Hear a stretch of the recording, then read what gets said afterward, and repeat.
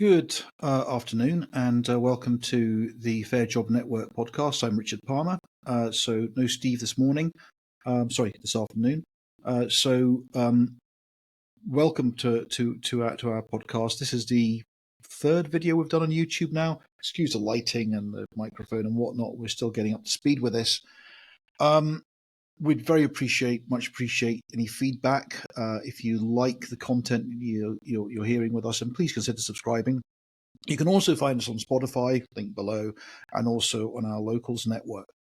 So in the last monologue video I did, I was taking an article that I'd written under my pen name, which is CJ Strachan, about how groupthink manifests in the workplace and how to avoid groupthink manifesting in the workplace. Now you can find a link to that video below. Since I made that video, since I wrote the article, because I recorded the video today, but since I wrote the article, there's been some interesting feedback and some interesting response, particularly on LinkedIn. And I wanted to address some of the questions that we have been asked since writing this. So just to recap, okay. Many of the bad ideas that have manifested in the workplace or in any organization tend to happen when a team of leaders ends up falling into what George Orwell identified as groupthink. So nobody challenges an idea, everyone nods along with it, and before you know it, you're in a situation where there's no diversity of thought, no diversity of opinion, and bad decisions get made. And we've seen these historically in things like the Watergate situation. We've seen it in things like various COVID responses, and both nationally and internationally. And we've also seen it manifest in things like tragedies like the Hillsborough tragedy and the subsequent cover-up. So, from a practical perspective, however, how do you make sure as an organization that groupthink doesn't develop in an organization, especially in an employer or a corporate organization, which is what we're really concerned about? So I would say that the first thing is I would avoid using words like groupthink and confirmation bias. Although these words do an excellent job of summarizing and identifying the issue, both groupthink and confirmation bias have become highly politicized over recent years. George Orwell was a genius. I don't think there's anyone would doubt that. However, he's also misapplied by a lot of people in a lot of situations for various political gain. And I think some of us would be concerned about some of the things that Orwell spots.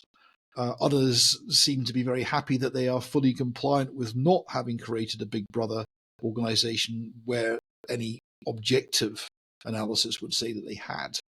So I would shy away in the professional context from using words like that. So what do you use instead? Well, as I discussed in the article, that this has actually been studied before and was originally identified in the engineering and organizational behavior world as long ago as 50 years ago. And it was named at the time the Abilene Paradox, named after the place in Texas. I'm not going to go into why it's called the Abilene Paradox. You can look it up. There's an interesting little example he uses as to why it's of groupthink, and it's all about going out for dinner in Abilene or whatever. So what I want to discuss is why you should use Abilene Paradox as opposed to groupthink within the workplace environment. Now, bear in mind, I'm coming from a practical application side of this discussion. So in 2008, more work was done on the Abilene Paradox. And from that, there was a study published in the IEEE Engineering Management Review back then that specifically identified several different conditions for the paradox to manifest. And my argument would be that the reason why you need to start using the Abilene Paradox as opposed to using groupthink in an organizational capacity is because the paradox has been studied, and it's been classified. The behaviors required for it to manifest, the commonalities that require it to manifest, the consequences of it, the risk factors, and have all been intellectually analysed, studied in depth, and recorded. So it means that if you're in a meeting and you say, "Oh, we're a bit in danger of groupthink here," you might see a few people rolling their eyes. And they're rolling their eyes because groupthink's been used in a cultural context for a long time now. And because of that, it's quite easy to sort of write off as, being, part of the culture or whatever.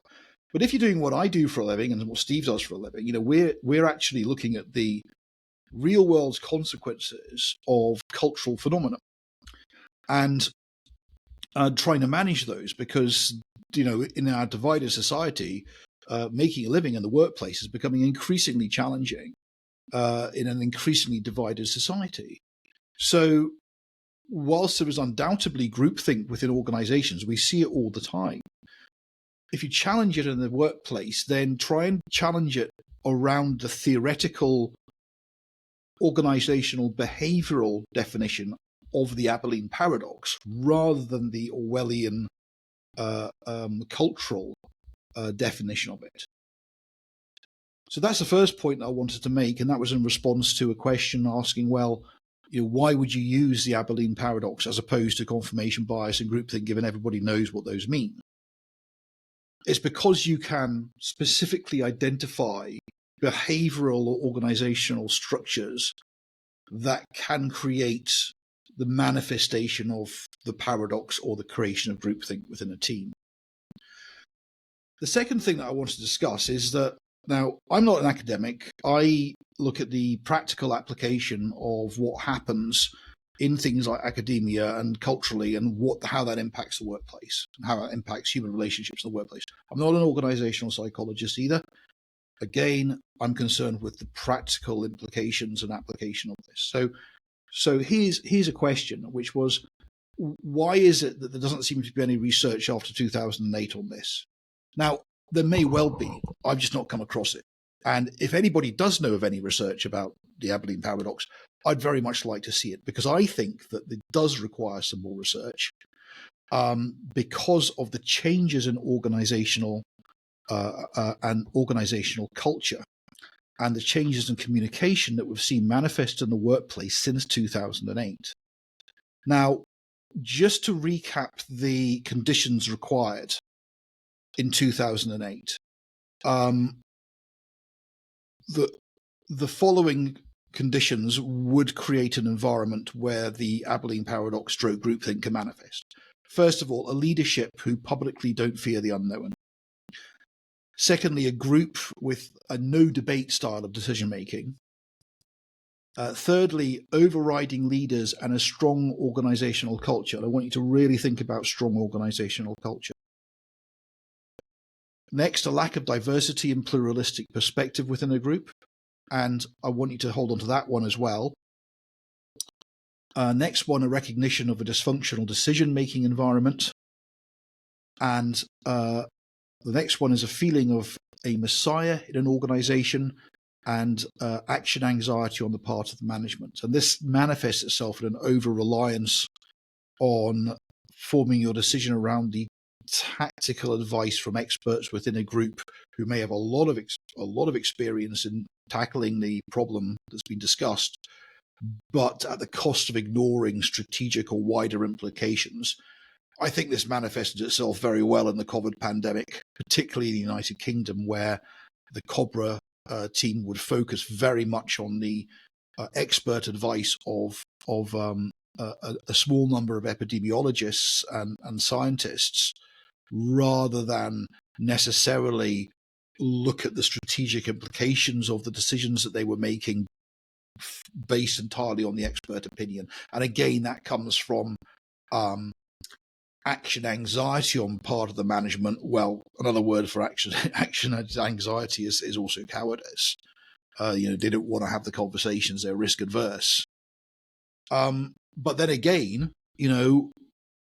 overtly strong leadership can also create the Abilene Paradox. So it's a thin line, you see. Lastly, the development of a spiral of silence within a group through an individual perception of the necessity to suppress one's willingness to express the challenge group opinion. So, you don't want to say anything because somebody might call you a racist. You don't want to say anything because you're worried about your job and your mortgage and your career. One of the things about being a senior manager in an organization is that that's what you get paid to do. You are paid a lot of money because you have to lead. You have to make these difficult decisions. You have to have these difficult conversations. There's no point in sort of keeping your head down. Things are just going to get worse if something is happening that you can clearly see the medium to long-term consequences will be a significant impact, not only to your organization, but also to the people who work within that organization, on their lives, etc. We're seeing this manifest itself in the number of employment tribunals that the Free Speech Union is winning at the moment. Where organizations who should have known an awful lot better are falling foul of employment tribunals. So 5 years ago, large organizations would never, ever lose employment tribunals because if they ever came close to losing one, they would settle.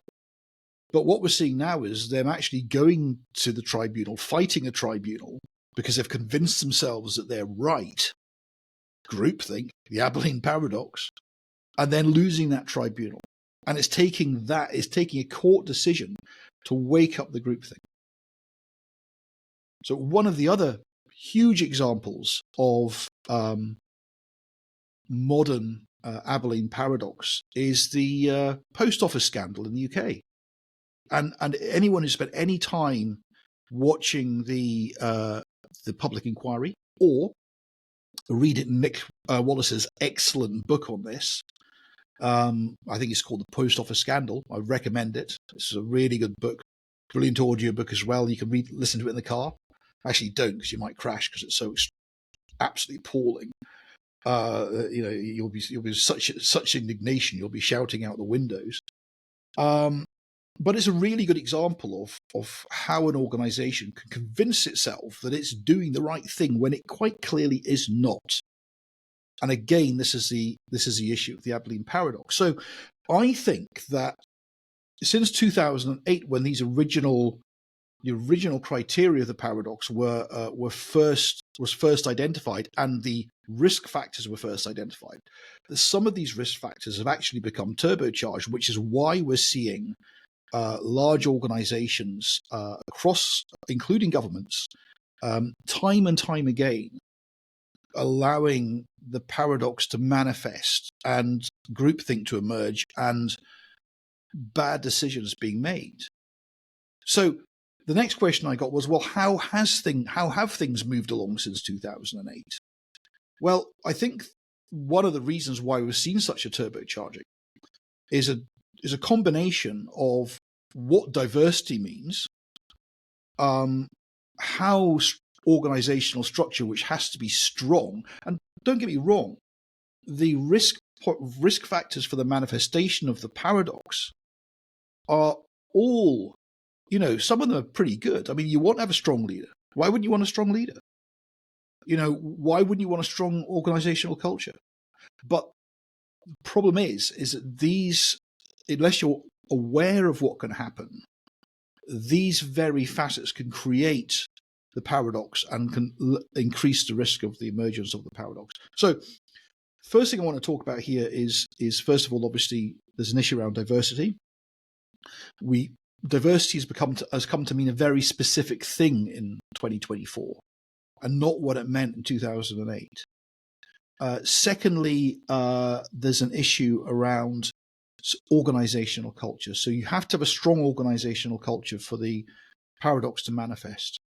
Now, since lockdown, we've seen organizational culture become incredibly strong. It's been turbocharged, and that's happened because of technology. It's happened because of working circumstances, particularly more remote working, reliance on messaging tools, reliance on digital interaction, and now the most common interaction forum for senior management teams is digitally rather than face to face as it once was. I'd also like you to think about the Messiah issue, or the over-reliance on the expertise of a small number of people within a group. And this becomes a higher risk when you're dealing with a particularly complex scenario. So first of all, let's talk about diversity. How's diversity changed since 2008? Well, when I started my career 30 odd years ago, diversity was recognized as being very, very important in any organizational or any organization, particularly any team. But it was diversity of opinion, diversity of thought that was the most important thing. People took it for granted that, didn't really, it doesn't matter how someone lives their life, what color skin they are, or anything else, but as long as they have diversity of opinion, or then you automatically create an environment where you're going to get pluralistic discussions within a group. So it's going to protect you against organizational groupthink, or the Abilene Paradox, from forming. Since 2008, we've seen a huge emphasis on diversity based around immutable characteristics. Now, that's all very well, but the problem is there's been an over-focus on those. And now people almost, if you look at some HR hiring policies, they completely ignore the diversity of opinion, the diversity of thought, the diversity of education, the diversity of socioeconomic perspective. So if you ignore those bits, then don't be surprised if you end up with a workplace culture where everybody agrees the same thing. And I think that it's very easy to see, particularly in some organizations, like in the UK, the civil service is one, or the BBC, where a monoculture has emerged. And a monoculture is fatal to an organizational ability to make decisions that are not corrupted by the Abilene Paradox. So the second thing I want to talk about is how the organizational culture has developed since 2008. So 10 years ago, very few organizations were using tools like Slack or WhatsApp to communicate internally.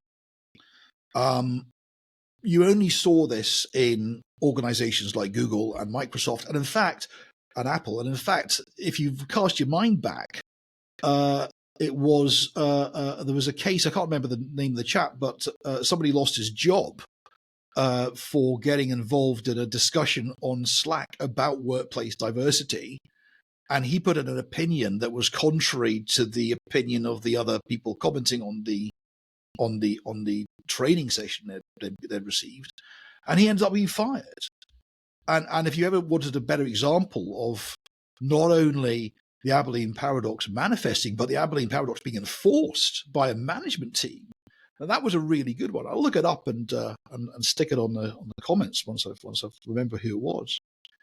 But the thing is that 10 years ago, only the likes of Google and the high-tech sector were using such tools. Now, all that changed in 2020 when the pandemic hit.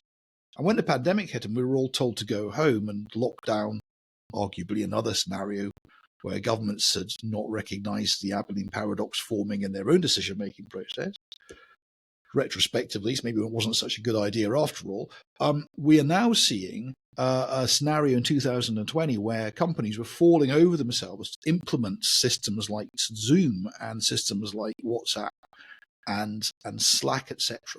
Because everyone who's got a desk job has suddenly been sent home, has suddenly been given a laptop, and has been suddenly told that they now have to work remotely.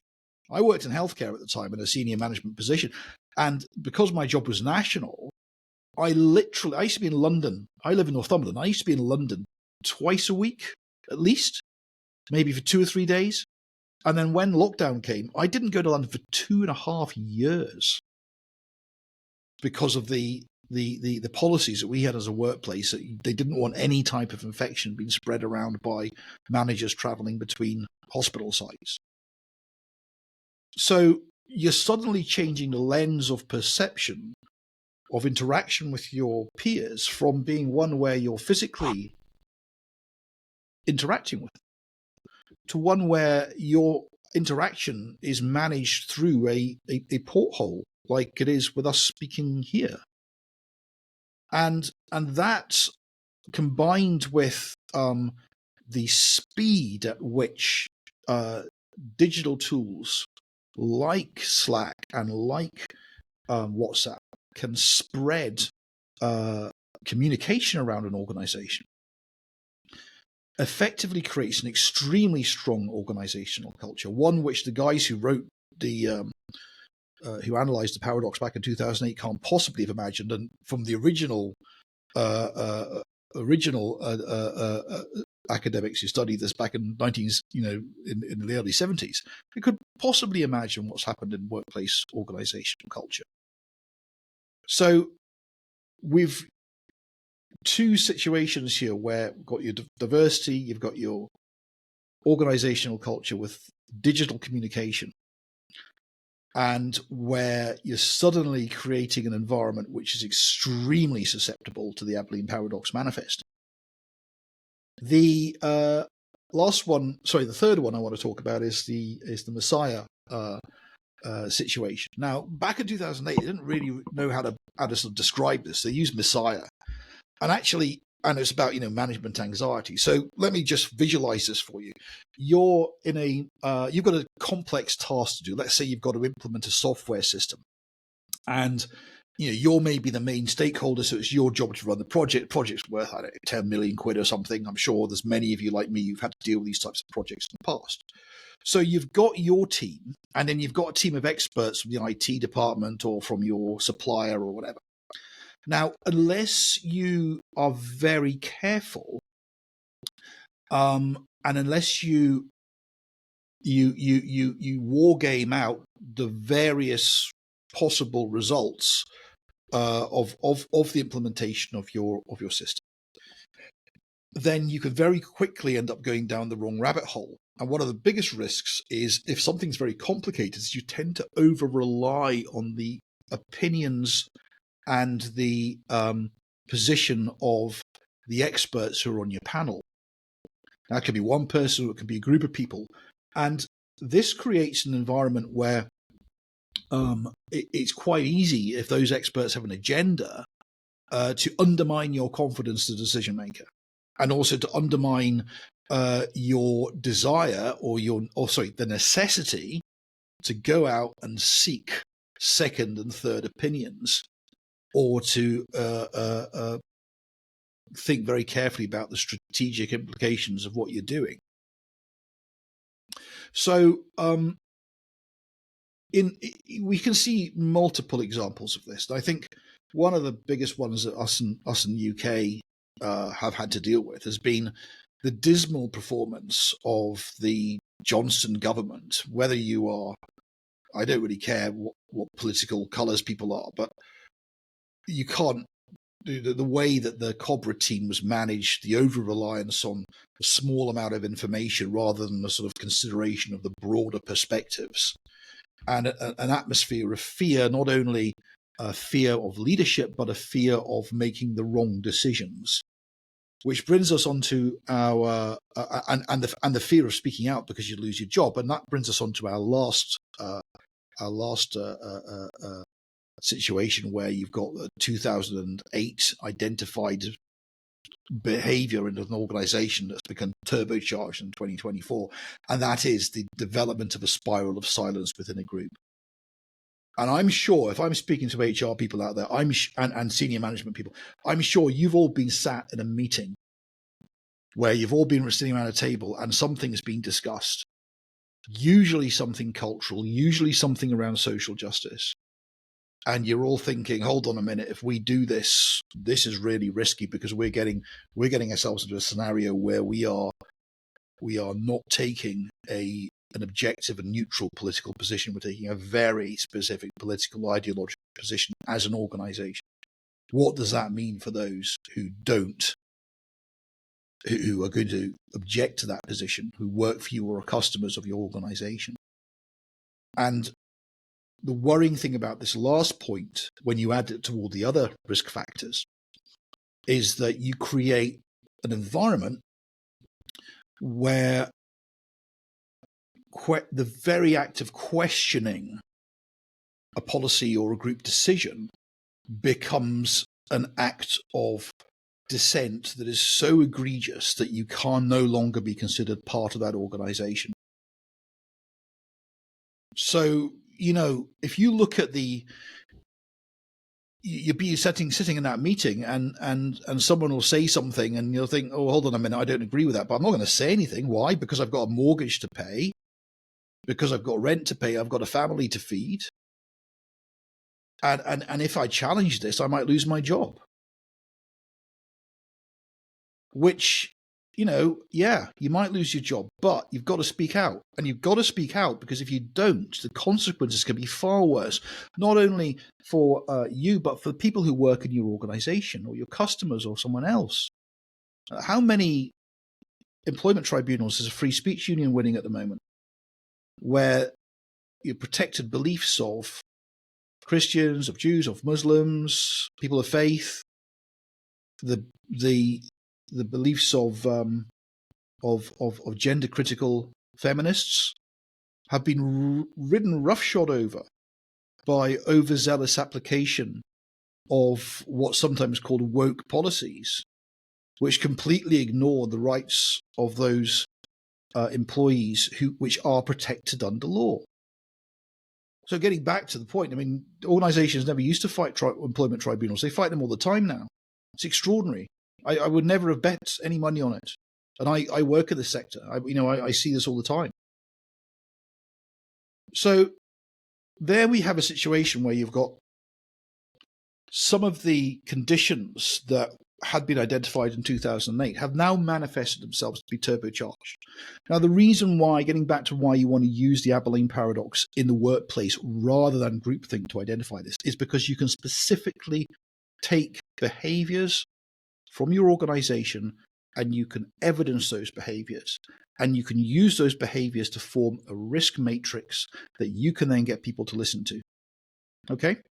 Really important stuff, particularly as a lot of these behaviors, a lot of these conditions are actually quite desirable. They just have to be very carefully implemented and very carefully managed, which brings us on to our last point, which is how do you stop groupthink or the Abilene Paradox developing in your organization? So the most important thing I think here is to understand that you have to be, first of all, very aware of how it can manifest. So study it. Go and read the original studies. I'll link to them in the information below. There's not a huge amount of information out there. I would then, secondly, I'd audit any policies that you have as an organization, ideally independently. And what you're going to be checking for is groupthink.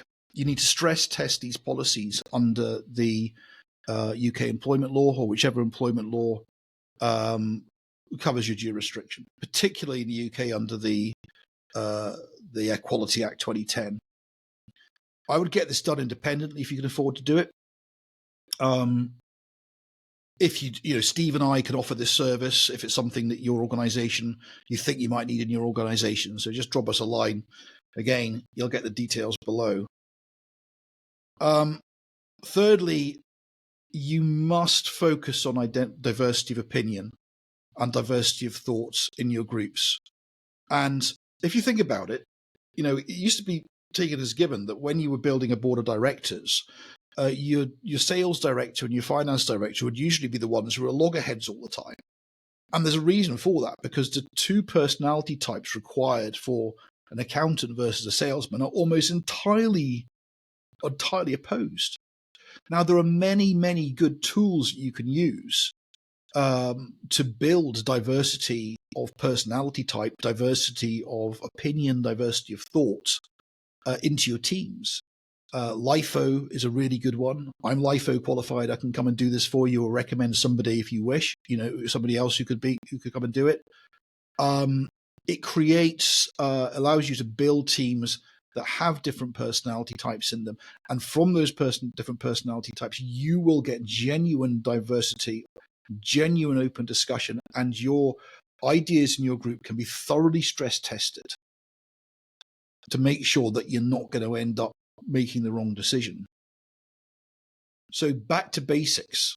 A point on diversity of opinion, diversity of thought, diversity of education, diversity of experience, not just on immutable characteristics.